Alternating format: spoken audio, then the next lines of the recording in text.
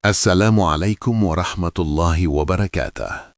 Saudara-saudaraku yang dirahmati Allah, tahukah kita bahwa kematian adalah kepastian bagi setiap manusia dan tidak seorang pun yang tahu kapan ia akan datang? Saatnya kita merenung, apakah kita sudah siap menghadapi kematian, husnul khatimah, dan pertanggungjawaban di alam kubur? Di video kali ini, kita akan membahas cara mempersiapkan diri menghadapi kematian, agar ruh kita tenang dan amal diterima Allah Subhanahu wa Ta'ala. Jika Anda merasakan manfaat dari video ini, jangan lupa untuk subscribe untuk update konten Islami bermanfaat, like jika konten ini membuka hati Anda, share agar saudara, teman, dan keluarga juga mendapat manfaat, dan tuliskan komentar tentang langkah yang akan Anda lakukan untuk mempersiapkan husnul khatimah. Saudara-saudaraku yang dirahmati Allah, mari kita simak penjelasannya. Pertama, apa yang dirasakan manusia saat sakratul maut? Setiap jiwa akan merasakan sakratul maut saat nyawa ditarik oleh malaikat maut. Ini adalah momen yang paling menegangkan, paling menentukan, dan paling menakutkan bagi setiap manusia. Allah Jalla Jalaluh berfirman, "Setiap yang bernyawa akan merasakan mati." Quran Surat Ali Imran ayat 185. Saat sakratul maut, manusia akan merasakan penderitaan yang berbeda-beda, tergantung amalnya. Bagi orang yang beriman, malaikat datang dengan lembut, menarik ruhnya dengan penuh kasih sayang, seolah-olah mereka sedang dipeluk oleh cahaya. Rasulullah SAW bersabda, "Orang yang beriman akan dicabut nyawanya dengan lembut, dan ia keluar dari tubuhnya seperti tetesan air dari mulut botol." Hadis riwayat Muslim. Namun bagi orang yang lalim atau sering berbuat dosa, proses ini penuh kesakitan.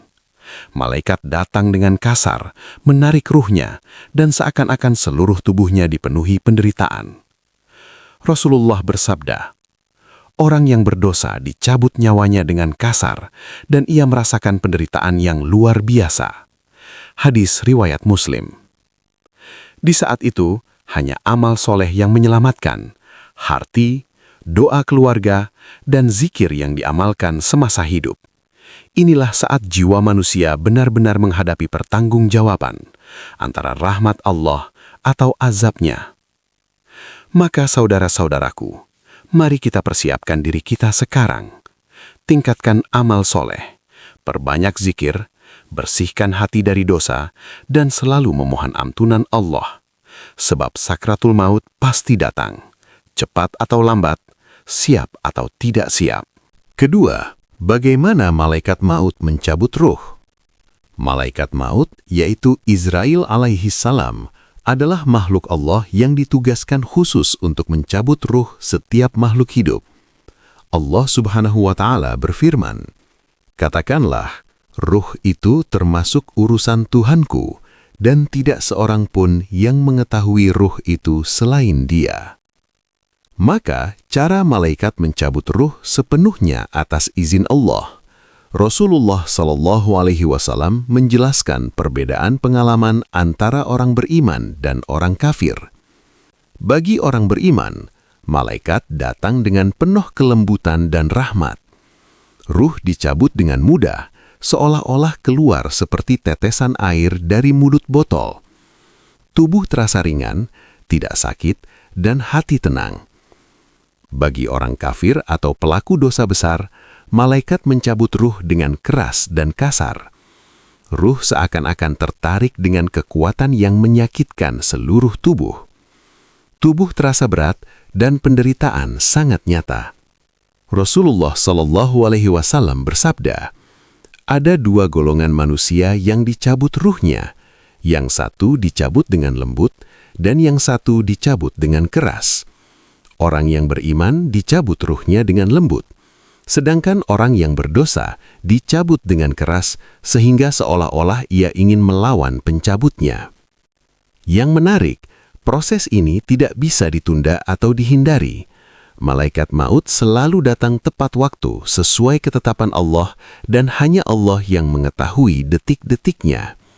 Inilah mengapa kita dianjurkan untuk selalu berada dalam keadaan taat, berzikir, dan memohon ampunan, karena saat ruh dicabut, hanya amal solehlah yang menolong hati kita. Ketiga, apa yang terjadi pada ruh setelah dicabut? Setelah ruh dicabut oleh malaikat maut, manusia tidak lagi berada di dunia, tapi masuk ke alam barzah, yaitu fase antara kematian dan hari kebangkitan. Rasulullah SAW bersabda, orang yang mati itu ditanya di kuburnya oleh dua malaikat, Munkar dan Nakir. Hadis riwayat Muslim. Berikut yang terjadi pada ruh. Ruh orang beriman. Ruhnya ditempatkan di tempat yang penuh kedamaian dan cahaya. Ia mendapatkan ketenangan dan tubuhnya dikubur pun terasa lapang. Malaikat Munkar dan Nakir memberikan pertanyaan dengan lembut. Siapa Tuhanmu? Siapa nabimu? Apa agamamu? Ruh orang beriman menjawab dengan mudah karena amal soleh dan tauhid yang kuat. Rasulullah SAW bersabda, ruh orang mukmin dikembalikan ke tubuhnya sejenak di kubur untuk ditanya, dan ia merasa aman serta tentram. Ruh orang kafir atau pendosa besar. Ruhnya disiksa sejenak di alam kubur, tubuhnya terasa sempit, gelap, dan menyesakan. Malaikat Munkar dan Nakir menanyai dengan keras, dan jika tidak bisa menjawab dengan benar, siksa kubur mulai terasa. Rasulullah SAW bersabda, orang yang durhaka di kuburnya akan merasakan sempitnya alam kubur, dan tubuhnya seolah ditindih sesuatu yang berat. Hadis riwayat Bukhari dan Muslim. Peran amal soleh. Doa keluarga, sedekah, ilmu bermanfaat, dan zikir yang konsisten selama hidup menjadi penolong ruh di alam kubur. Rasulullah SAW menekankan, perbanyaklah sedekah, karena sedekah akan menyelamatkan dari azab kubur. Dengan demikian, setelah dicabut, ruh memasuki fase pertanggungjawaban pertama sebelum hari kebangkitan. Alam kubur menjadi tempat ujian pertama, damai bagi orang beriman, menyiksa bagi pendosa. Dan disinilah amal kita berbicara untuk menolong ruh kita. Keempat, alam barzah dan pertanyaan kubur. Saudara-saudaraku yang dirahmati Allah, setelah ruh dicabut oleh malaikat maut, manusia memasuki alam barzah. Alam barzah adalah fase antara dunia dan hari kebangkitan, tempat manusia menunggu hisab akhirat. Allah Subhanahu wa Ta'ala berfirman, dan di antara mereka ada yang telah kami tetapkan ajalnya, dan kami tidak menangguhkan kematiannya walau sesaat pun. Quran Surat Al-Mu'minun ayat 33. Di alam barzah, ruh manusia akan mengalami pertanggungjawaban pertama, yaitu saat ditanya oleh malaikat Munkar dan Nakir. Rasulullah SAW bersabda, setiap orang yang mati akan dikunjungi oleh dua malaikat hitam besar yang wajahnya seperti bulan, bernama Munkar dan Nakir, dan mereka menanyainya tentang Tuhannya, agamanya, dan nabinya. Hadis riwayat Muslim. Berikut rinciannya. Orang beriman ditanya dengan lembut dan ruhnya menjawab dengan mudah. Siapa Tuhanmu? Allah adalah Tuhanku. Apa agamamu? Islam agamaku. Siapa nabimu? Muhammad Rasulullah. Kuburnya menjadi luas, terang dan damai, seolah-olah ia sudah merasakan surga. Amal soleh, doa keluarga, dan zikir yang konsisten menjadi penolong ruh di alam barzah. Orang kafir atau pendosa besar ditanya dengan keras, dan jika tidak bisa menjawab, kuburnya menjadi sempit, gelap, dan penuh tekanan. Rasulullah SAW bersabda, orang kafir dan pendosa merasakan sempitnya kubur dan azab sebelum datangnya hari kiamat. Hadis riwayat Bukhari dan Muslim. Alam barzah bukan akhir, tetapi awal dari perjalanan akhirat. Semua amal kita, baik atau buruk, akan terlihat efeknya di fase ini.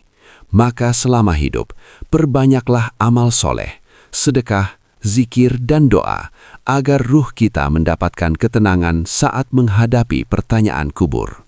Kelima, perbedaan nasib orang beriman dan orang durhaka. Saudara-saudaraku yang dirahmati Allah, setiap manusia pasti akan mengalami kematian, dan nasib kita setelah itu sangat bergantung pada iman dan amal kita di dunia. Allah Subhanahu wa Ta'ala berfirman, "Barang siapa mengerjakan kebaikan seberat zarah pun, niscaya dia akan melihat balasannya.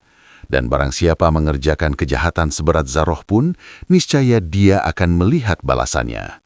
Quran Surat Al-Zalzalah ayat 7 dan 8. Berikut perbedaannya. Orang beriman. Setelah ruh dicabut, ia ditanya oleh malaikat Mungkar dan Nakir dengan lembut, dan ia dapat menjawab dengan mudah karena amal soleh dan tauhid yang kuat. Kuburnya terasa luas, terang dan nyaman, seolah-olah merasakan sebagian nikmat surga. Doa keluarga, sedekah jariah, ilmu yang bermanfaat dan zikir yang konsisten menjadi penolong ruh. Rasulullah Shallallahu Alaihi Wasallam bersabda, "Orang mukmin dicabut nyawanya dengan mudah dan kuburnya menjadi taman dari taman surga." Hadis riwayat Muslim.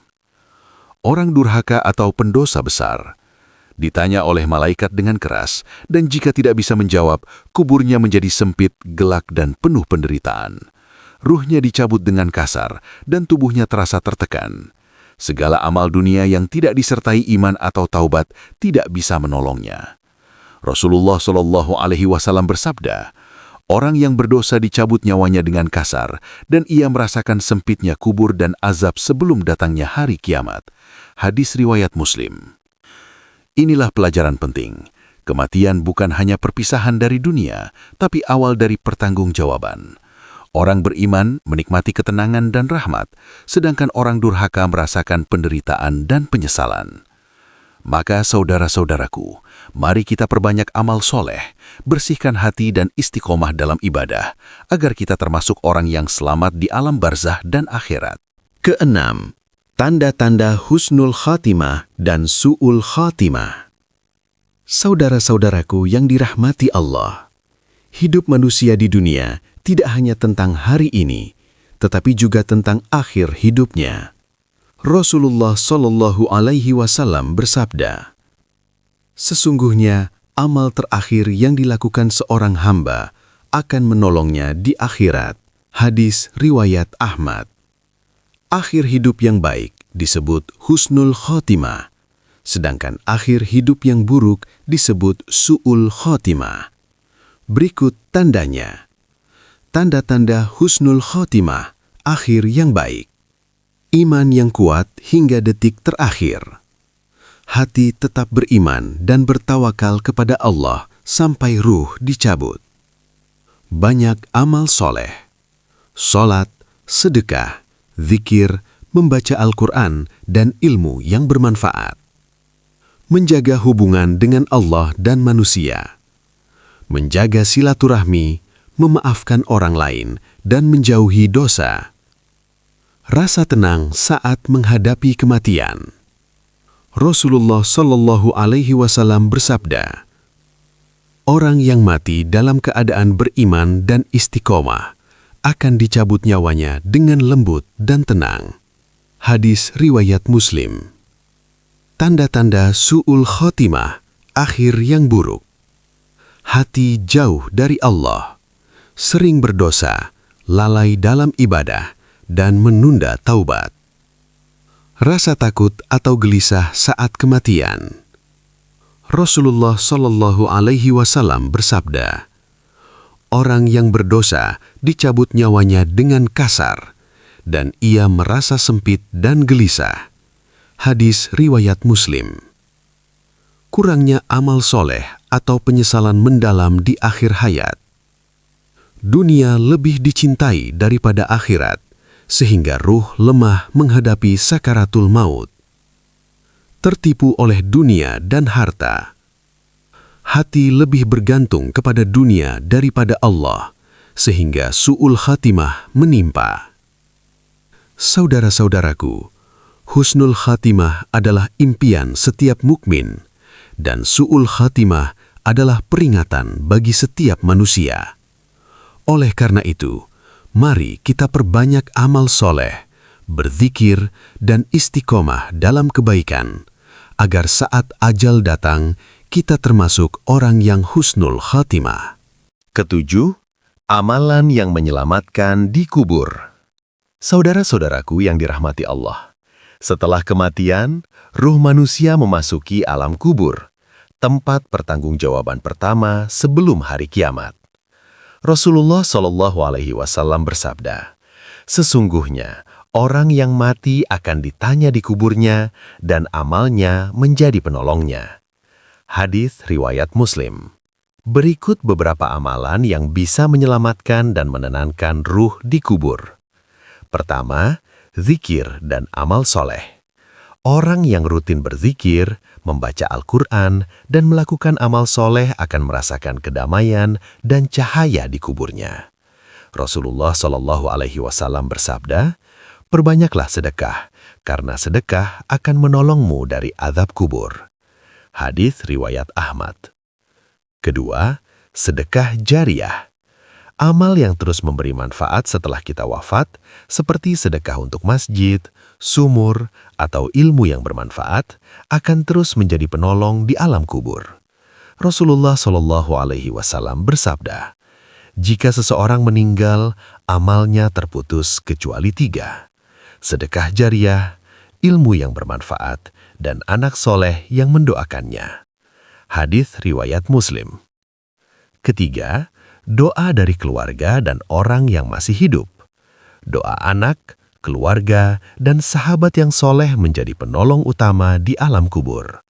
Rasulullah Shallallahu Alaihi Wasallam bersabda, doa seorang mukmin untuk saudaranya di dunia akan dikabulkan setelah ia wafat. Hadis riwayat Muslim. Keempat, menjaga lisan dan hati semasa hidup. Menjauhi fitnah, gibah, dan dosa lisan membuat ruh lebih tenang dan diterima di kubur. Dengan amal-amal ini, ruh akan mendapatkan ketenangan, cahaya, dan perlindungan dari azab kubur. Sebaliknya, meninggalkan amal soleh dan lalai dalam ibadah membuat kubur terasa sempit, gelap, dan menakutkan. Saudara-saudaraku, mari kita perbanyak amal soleh, zikir, sedekah, dan doa, agar saat kematian datang, ruh kita selamat dan tenang di alam kubur. Kedelapan, cara mempersiapkan diri menghadapi kematian. Saudara-saudaraku yang dirahmati Allah, kematian adalah kepastian bagi setiap manusia, dan tidak seorang pun yang tahu kapan saatnya. Rasulullah Shallallahu Alaihi Wasallam bersabda, beribadahlah seolah-olah kamu akan mati besok. Hadis riwayat Bukhari. Mempersiapkan diri menghadapi kematian berarti menyiapkan ruh dan amal kita agar husnul khatimah tercapai dan menghindari su'ul khatimah. Berikut langkah-langkahnya. 1. Perkuat iman dan tauhid. Selalu yakin bahwa Allah adalah Tuhan satu-satunya dan Muhammad adalah Rasul-Nya. Hati yang kuat dalam iman akan membuat ruh tenang saat sakratul maut. 2. Perbanyak amal soleh. Sholat tepat waktu, puasa sunnah, sedekah, membaca Al-Quran, dan berbuat baik kepada sesama. Amal soleh menjadi penolong di kubur dan di akhirat. 3. Menjaga lisan dan hati. Hindari gibah, fitnah, kebencian, dan dosa lainnya. Hati yang bersih membuat ruh lebih ringan dan damai saat dicabut. 4. Perbanyak zikir dan doa. Bacaan tasbih, tahmid, takbir, dan doa khusus kematian. Rasulullah Shallallahu Alaihi Wasallam bersabda, barang siapa yang mengucapkan kalimat La ilaha illallah di akhir hidupnya, ia masuk surga. Hadis riwayat Bukhari dan Muslim. 5. Lunasi hutang dan perbaiki hubungan. Hutang dan permusuhan bisa menjadi beban saat kematian. Selesaikan semua urusan dunia agar hati tenang dan amal diterima. 6.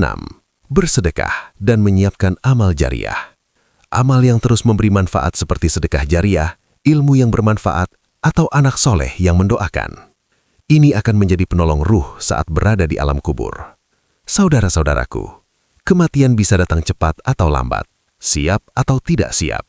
Maka persiapkanlah sekarang, agar saat sakratul maut datang, kita termasuk orang yang tenang, diterima amalnya, dan mendapatkan husnul khotimah. Saudara-saudaraku, kematian bisa datang kapan saja, cepat atau lambat, siap atau tidak siap.